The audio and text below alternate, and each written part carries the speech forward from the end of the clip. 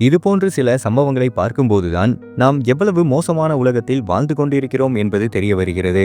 தீபாவளி பண்டிகை வருவதற்கு இன்னும் சில நாட்களே உள்ளதால் வேலைக்காக புலம்பெயர்ந்த மக்கள் அனைவரும் தங்களது சொந்த ஊருக்கு செல்வதற்காக பேருந்து நிலையங்களிலும் ரயில் நிலையங்களிலும் மக்கள் அடித்துக் கொள்வதை அடிக்கடி நாம் இணையங்களில் பார்த்து கொண்டுதான் இருக்கிறோம்.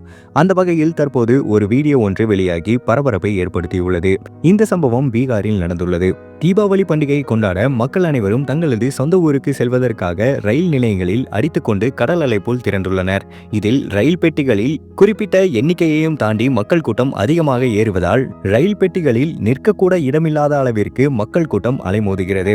அந்த வகையில் பீகாரில் தற்போது ஒரு ரயில் நிலையத்தில் மக்கள் கூட்டம் கட்டுக்கடங்காமல் அலைமோதுகிறது. இதில் 100 பேர் மட்டுமே பயணம் செய்யக்கூடிய ரயில் பெட்டிகளில் கிட்டத்தட்ட 300க்கும் மேற்பட்ட நபர்கள் ஏறுவதால் கூட்ட நெரிசல் அதிகமாக இருந்துள்ளது. மூச்சு விட முடியாத அளவிற்கு கூட்டம் அதிகமாக இருந்துள்ளது. அந்த வகையில் தற்போது ஒரு பெண்ணின் வீடியோ தான் வைரலாக பரவியுள்ளது.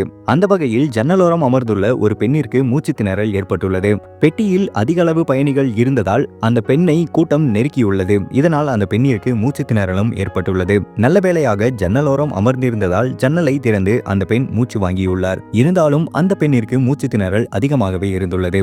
இதை ரயில் பெட்டியின் வெளியில் நின்ற கூட்டம் கவனித்துள்ளது.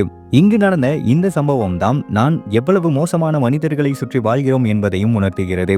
அந்த பெண் ஜன்னல் வழியாக தலையை வெளியே நீட்டி மூச்சு வாங்கி கொண்டிருப்பதை பார்த்து வெளியில் இருந்த அனைவரும் சிரித்து கிண்டல் அடித்து வீடியோவும் பதிவிட்டுள்ளனர். மூச்சு திணறலால் பாதிக்கப்பட்ட அந்த பெண்ணிற்கு ஓடி உதவி செய்யாமல் அருகில் இருந்த அனைவருமே அந்த பெண்ணை பார்த்து சிரித்து கேலி செய்துள்ளனர். இந்த வீடியோ தற்போது இணையத்தில் வைரலாகி பெரும் பரபரப்பை ஏற்படுத்தியுள்ளது.